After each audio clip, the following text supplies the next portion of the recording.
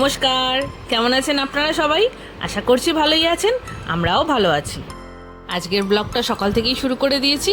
সকালবেলা ঘুম থেকে উঠে মেয়েকে রেডি করে স্কুলে দিতে গেছিলাম, আর স্কুল থেকে দিয়ে ফেরার পথে গেছিলাম একটু ফ্ল্যাটে, কারণ আজকে মিটার লাগানোর মিটার বসানোর কথা ছিল, তো ওটাই দেখতে গেছিলাম মিটারটা বসেছে কিনা।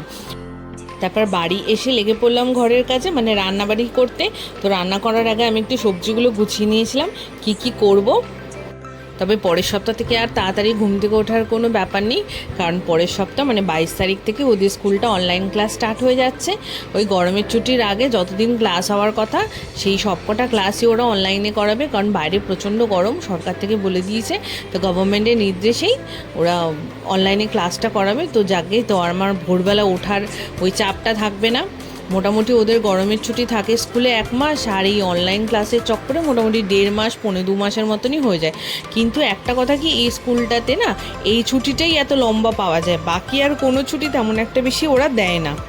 গল্প করতে করতে আমার সবজি কাটা কমপ্লিট হয়ে গেছে, আর ওদিকে আমি ডালটাও সেদ্ধ বসিয়ে দিয়েছি। আর ডালের মধ্যে দিয়ে দিয়েছিলাম কয়েকটা সোয়াবিন। তা মোটামুটি আমডালই করবো, আর তাতে কয়েকটা সোয়াবিন থাকবে। আর এদিকে করে নিয়েছিলাম পটল আর পেঁপে দিয়ে আদা জিরে বাটা দিয়ে পাতলা করে জ্যান্ত মাছের ঝোল। আর ডাল দিয়ে খাওয়ার জন্য একটু ভেজে নিয়েছিলাম কুচো করে আলু আর বরবটি, এই দুটো ভেজে নিয়েছিলাম বাস। আর গরম গরম ভাত, বাস আমার রান্নাবাড়ি কমপ্লিট। তারপরে বসলাম 1 কাপ চা নিয়ে, চা খেয়ে ফ্রেশ হয়ে রেডি হয়ে বেরিয়ে পড়লাম আমার নিজের কাজে। তো গেলাম কাজে। তো স্টেশনে সবার ফার্স্টে গিয়ে তো টিকিট কাটলাম, টিকিট কেটে হা করে বসে রয়েছে, আর এত গরমে চোখ মুখ পুরো ঝলসে গেছে, দেখুন আমার মুখটা দেখলেই বুঝবেন। তারপর রাতে বরের সাথে বাড়ি ফিরলাম। আজকের ব্লগটা এই পর্যন্ত।